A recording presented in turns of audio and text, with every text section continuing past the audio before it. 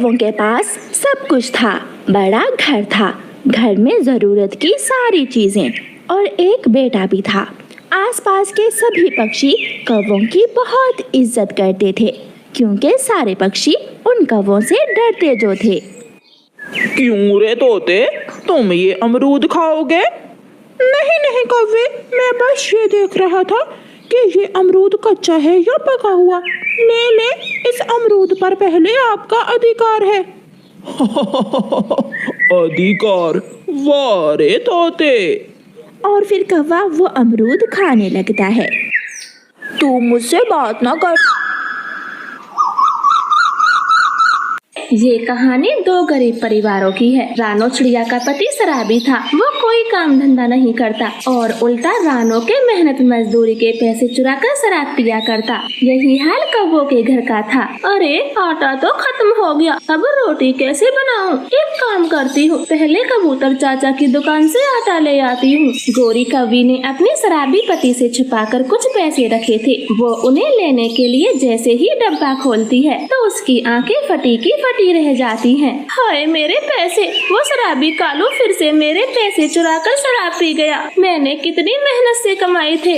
गोरी कौवी कालू के पास जाती है। वो तो नशे में धुत सोया हुआ था। सच सच बोलना कालू, डब्बे में से पैसे तुमने चुराए हैं ना? कौन से पैसे? मुझे नहीं पता। मैं सब जानती हूँ। मेरे पैसे तुमने ही लिए हैं। खुद तो कुछ कमाता नहीं, मेरे पैसों की दारू पी जाता है। मेरी तो किस्मत फूट गई जो ऐसे शराबी पति से शादी हुई। गोरी ने इतना बोला ही था, तभी कालू कौवा गोरी के गाल पे दो चार लगा देता है। वो चुप हो जाती है। मुझे शोर शराबा पसंद नहीं, मुझे सोने दे। और आई बड़ी कमाने वाली, ऐसे ही पीऊंगा दारू। तेरे पैसे मेरे पैसे। गोरी रोते हुए जंगल चली जाती है।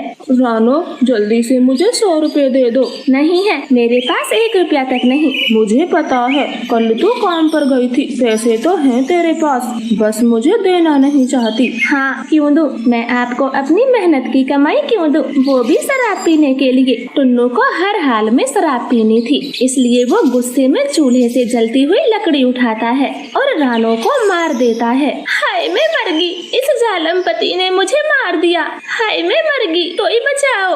अब पैसे देती है या और मारो? जल्दी से पैसे दे। प्लीज अब ना मारना, मैं देती हूँ, आपको पैसे देती हूँ। बेचारी रानो चिड़िया जल्दी से सारे पैसे टुन्नू को दे देती है। टुन्नू चिड़ा पैसे लेकर शराब पीने के लिए बाहर चला जाता है। नहीं जीना मुझे, ऐसे तो ये जालिम पति मार देगा। इससे अच्छा है मैं नदी में कूदकर अपनी जान दे दूं। अब और बर्दाश्त नहीं कर सकती। मुझे कितनी जोर से मारा, अब मैं इस घर में एक पल नहीं रहूंगी, चली जाती हूँ। ऐसे रोते हुए चिड़िया घर से निकल जाती है। जब रानो नदी पर पहुँचती है तो वहाँ गोरी कौवी बैठी थी। दोनों एक दूसरे को देखकर फूट फूट कर रोती हैं।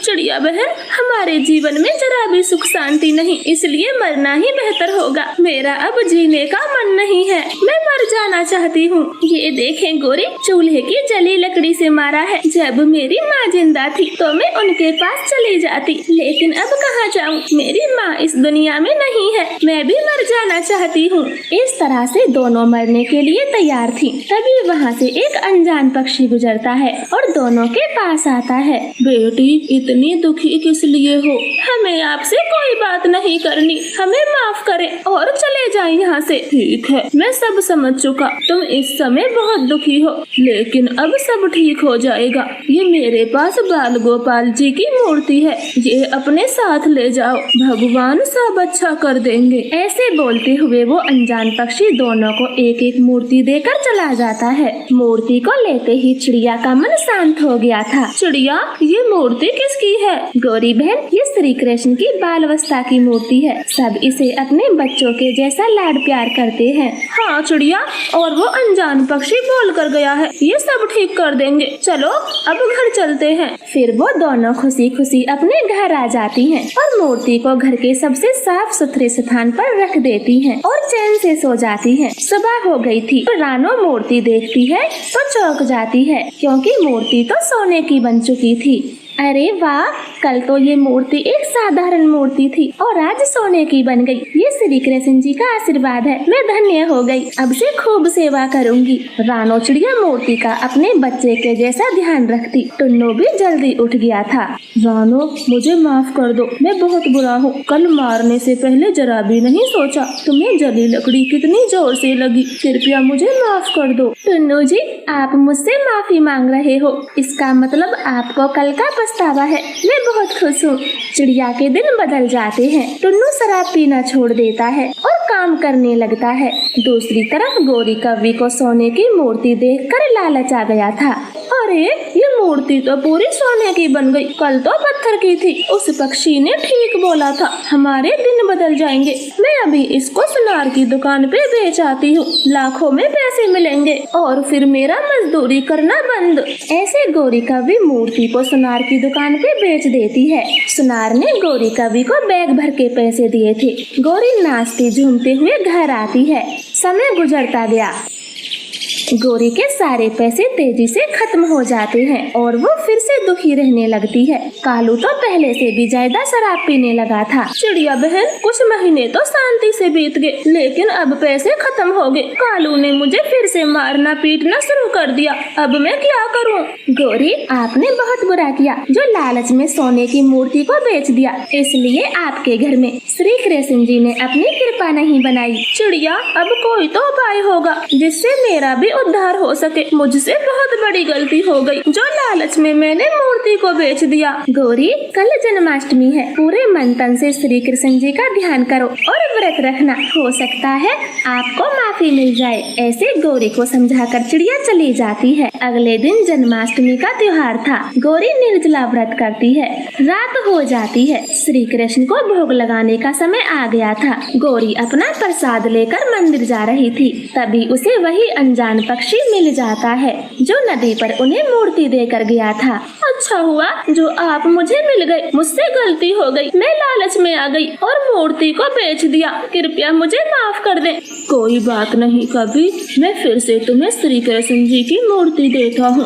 अब कोई गलती मत करना। भगवान तो बहुत दयालु है। ऐसे वो पक्षी गौरी को फिर से मूर्ति देकर चला जाता है। गौरी खुशी खुशी वो मूर्ति लेकर घर आती है। श्री कृष्ण को भोग लगाती है और चैन से सो जाती है। सुबह हो गई थी। मूर्ति फिर से सोने की बन जाती है। सोने की मूर्ति मरते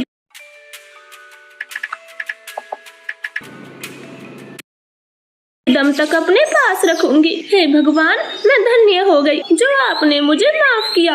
उस दिन के बाद कालू कौवा भी सुधर जाता है। वो शराब को हाथ तक नहीं लगाता और गौरी के साथ हर जन्माष्टमी का व्रत करता है। तो प्यारे दोस्तों, कान्हा जी के जन्म दिवस की ढेर सारी शुभकामनाएं। आपका धन्यवाद। मम्मा चिड़िया की 2 बेटियां थी, गुड़िया और मुनिया। चिड़िया ने बहुत लाड प्यार से अपनी दोनों बेटियों की परवरिश की। मम्मा, मुझे चॉकलेट केक खाना है और नई फ्रॉक भी लेनी है। हाँ मम्मा, मुझे भी नए सैंडल चाहिए। मैंने पुराने वाले सुनीता को दे दिए, उसे पसंद थे। अरे वाह मुनिया, ये तो आपने बहुत अच्छा काम किया जो पुराने सैंडल फेंकने की बजाय उस गरीब सुनीता को दे दिए। मैं आज ही आपके लिए नए सैंडल ला दूंगी। ऐसे कहते हुए मम्मा चिड़िया अपनी कार से बाजार चली जाती है। वो वहाँ से नए सैंडल और नई फ्रॉक खरीदती है। गुड़िया के लिए केक खरीदती है। वो सारा सामान खरीद कर गाड़ी में बैठी ही थी कि तभी रास्ते में उसे गौरी कव्वी दिख जाती है। अरे गौरी, तुम बाजार आई हुई हो? चलो अब दोनों साथ साथ घर चलते हैं। आओ मेरी गाड़ी में बैठ जाओ। नहीं नहीं रानो, मैं पैदल ही चली जाऊंगी, तुम जाओ। गौरी, चुपचाप बैठती हो या फिर मैं बाहर आऊँ? फिर गौरी कव्वी गाड़ी में बैठ जाती है। गाड़ी चल रही थी। अच्छा रानो, क्या क्या खरीदा है तुमने? ज्यादा कुछ नहीं, बस गुड़िया के लिए चॉकलेट केक और फ्रॉक ली और मुनिया के लिए सैंडल लिए हैं। गौरी कभी पीछे देखती है। सीट पर तो बहुत सारा सामान रखा था। वो मन ही मन सोच रही थी, ये रानो की बच्ची कितनी अमीर है, ठाट बाट से रहती है और एक मैं हूँ गरीब। एक एक दिन कैसे काटती हूँ मैं ही जानू, मेरे सिवा किसी को नहीं पता। ये लो गौरी, आपका घर आ गया, अब आराम से चली जाओ। फिर गौरी कव्वी गाड़ी से उतर जाती है। चिड़िया अपनी कार लेकर आगे चली जाती है। हे ऊपर वाले, कुछ ऐसा कर जो ये रानो मेरी तरह गरीब बन जाए और मैं इसकी तरह अमीर गाड़ियों में घूमूं, जी भर के शॉपिंग करूं, मगर ना जाने ऐसा कब होगा, सोच सोच के ही मर जाऊंगी। ऐसे गौरी कभी जब जब चिड़िया से मिलती वो ऐसे ही चिढ़ती। धीरे धीरे समय बीतता गया। अब रानो की दोनों बेटियां सयानी हो गई थी। सच में मेरी दोनों बेटियां बहुत सुंदर हैं। इनके लिए तो राजकुमार जैसे दूल्हे ढूंढूंगी। मम्मा हम चले जाएंगे तो आप बिल्कुल अकेली हो जाओगी, इसलिए हमें नहीं करनी शादी वादी। आप हमसे शादी की बात ना करें। हाँ मम्मा, गुड़िया बहन ठीक कहती है, और वैसे भी हम तीनों कितने खुश रहते हैं, तो क्यों करें शादी। हमें नहीं जाना किसी दूसरे घर, हमें आपके साथ रहना है। मेरी बेटियों, शादी तो सबको करनी पड़ती है और मेरी चिंता छोड़ दो, मैं अकेली रह सकती हूँ। और बीच बीच में तुम भी तो मिलने आया करोगी। वो तीनों ऐसे बातें कर सो जाते हैं और ऐसे ही दिन गुजरते गए। एक दिन रानो चिड़िया नदी किनारे बैठी हुई थी। तब गौरी कभी उसके पास आ जाती है। रानो, मैंने सुना है तुम गुड़िया और मुनिया के लिए रिश्ते देख रही हो। हाँ गौरी, तुमने एकदम ठीक सुना। मैं अपनी दोनों बेटियों की जल्द से जल्द शादी करना चाहती हूँ। तो फिर मुझसे क्यों नहीं कहा, मैं करवाऊंगी दोनों की शादी। मैंने तो लड़के पक्षी भी देख रखे हैं। क्या कहा गौरी, आपने लड़के पक्षी देख रखे हैं? वो कहाँ हैं, कैसे हैं और क्या करते हैं? अरे लो, कालू जी जिस मॉल में काम करते हैं उसके 2 बेटे हैं, विदेश से पढ़ाई खत्म करके अभी अभी लौटे हैं। मैं तो शुरू से सोचती आई हूँ कि तेरी बेटियों की शादी वहीं तय करवाऊंगी, बहुत अमीर पक्षी हैं। तो फिर ठीक है गौरी, मुझे कल ही लड़के पक्षियों के घर ले चलो, जरा मैं भी तो देखूं कैसे दिखते हैं वो विदेश के पड़े पक्षी। मम्मा चिड़िया तो बहुत खुश होती है। वो अगले दिन ही गौरी के साथ लड़के पक्षियों को देखने चली जाती है। उनका घर तो बहुत बड़ा और सुंदर था। रानो, अच्छे से देख ले, सब कुछ तुम्हारे सामने है, कुछ पूछना है तो पूछ भी ले। सोनू मोनू, विदेश में पढ़ाई करने के बाद आपने क्या सोचा है, आगे क्या करना चाहोगे? जी आंटी जी, हम यहीं पर रहकर अपनी कंपनी स्टार्ट करना चाहते हैं और पिताजी का कपड़ों का शोरूम भी संभालेंगे, वो अब बूढ़े होने लगे हैं।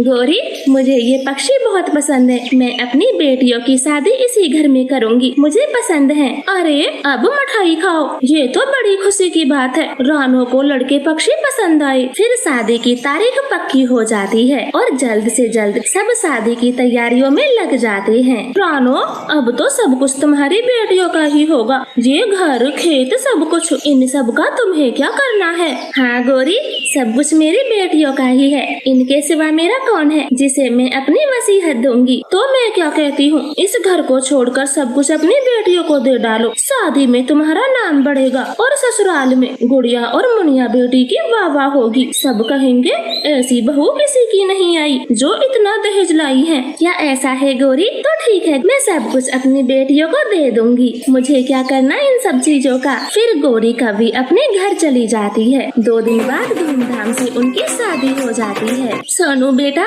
नदी के पास मेरे 5 खेत हैं, आज से वो तुम्हारे हुए। और मोनू, जंगल के बाहर मेरे 5 फलों के बाग हैं, आज से उन्हें आप ही संभालोगे। गौरी का भी तो पास में खड़ी बहुत खुश हो रही थी और झूम रही थी। विदाई हो जाती है। गुड़िया और मुनिया अपने ससुराल पहुंच जाती हैं। मुन्नी बहन, हम ये कहाँ आ गए? ये तो झोपड़पट्टी है, हमारा बंगला कहाँ है? माँ ने तो बंगला बताया था। गुड़िया की इस बात पर उसका पति बोलता है, यही झोपड़पट्टी तुम दोनों का बंगला है, चुपचाप अंदर चलो। फिर वो दोनों घर के अंदर चली जाती हैं और गुस्से में बोलती हैं, ये सब क्या है? तुम हमें कहाँ लेकर आ गए? माँ ने तो कहा था तुम दोनों का आलीशान बंगला है। चुप, जब से आई हो बोले जा रही हो। मैं बताता हूँ सब कुछ। हम कोई अमीर नहीं है और न ही विदेश में पढ़े लिखे, हम गरीब हैं और हमेशा से इस झोपड़ी में रहते आए हैं। हाँ भैया, और अब इन दोनों को भी यहीं रहना होगा क्योंकि हमारी शादी हो चुकी है, इसलिए अच्छा होगा जल्द से जल्द इस बात को समझ लो। हम अपनी माँ को बताएंगे तुमने झूठ बोला।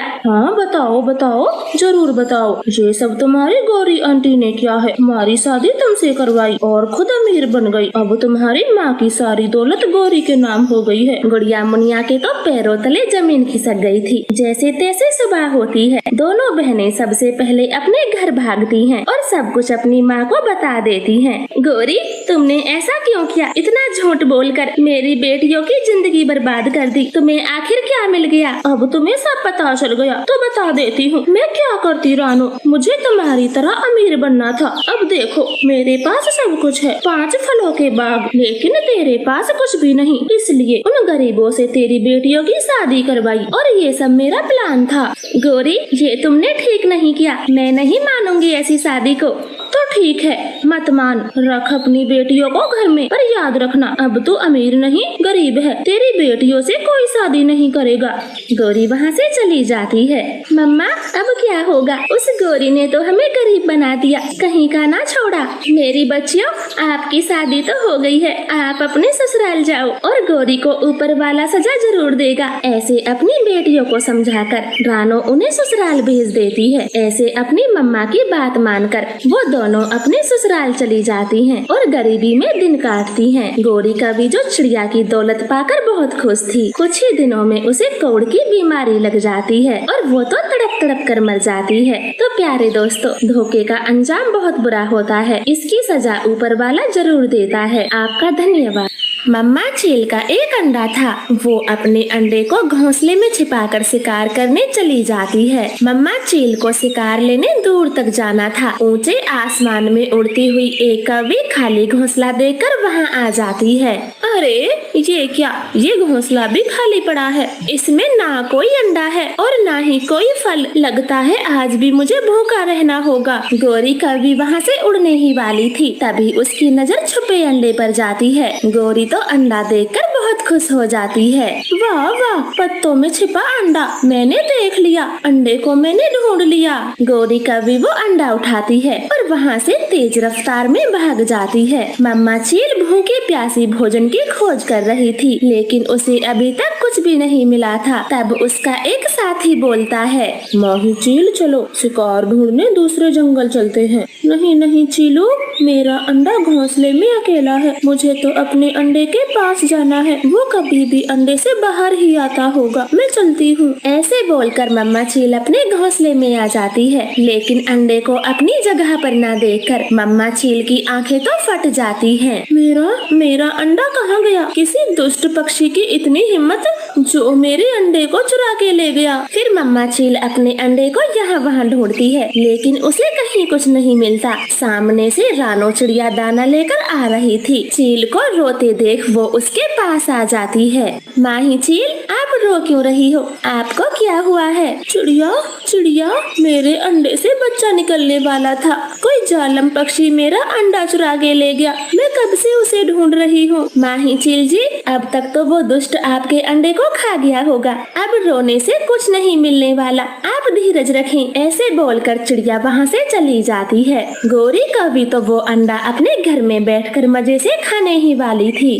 कच्चा ही पी जाऊं या फिर इसकी आमलेट बनाकर खाऊं? चील का अंडा है, स्वादिष्ट तो होगा ही, ऐसे ही पी जाती हूँ। फिर गौरी कौवी अंडे को चोंच मारती है। अंडा टूटते ही उसमें से एक छोटा सा बच्चा बाहर निकलता है। मेरी मम्मा डर गई, मेरी मम्मा डर गई। मम्मा, कौन मम्मा? मैं तेरी मम्मा नहीं हूँ, मुझसे मम्मा ना बोल, आप ही मेरी मम्मा हो। मुझे पता है आप मुझसे नाराज होंगी, तभी तो मुझसे ऐसे बोल रही हो। सुनो शैतानी बच्चे, मैं तुझे खाने के लिए यहाँ लाई थी, लेकिन तेरी किस्मत बहुत अच्छी निकली। मैं बस अंडा पीती हूँ, मांस नहीं खाती, इसलिए तो बच गया। अब भाग यहाँ से। मम्मा, मैं आपका बेटा हूँ और मैं अच्छे से जानता हूँ अपने बच्चे को माँ कभी नुकसान नहीं पहुँचाती। अच्छा ठीक है, अब गुस्सा छोड़ भी दो और मुझे अपने पंख से खाना खिलाओ, मैं बहुत भूखा हूँ, प्लीज मम्मा मुझे खाना खिलाओ। वो छोटा चील का बच्चा इतने प्यार से गौरी की तरफ देख रहा था कि गौरी कौवी तो पिघल जाती है और बच्चे को अपने पंख से खाना खिलाती है। खा ले मेरे बच्चे, खा ले, तुझे भूख लगी होगी।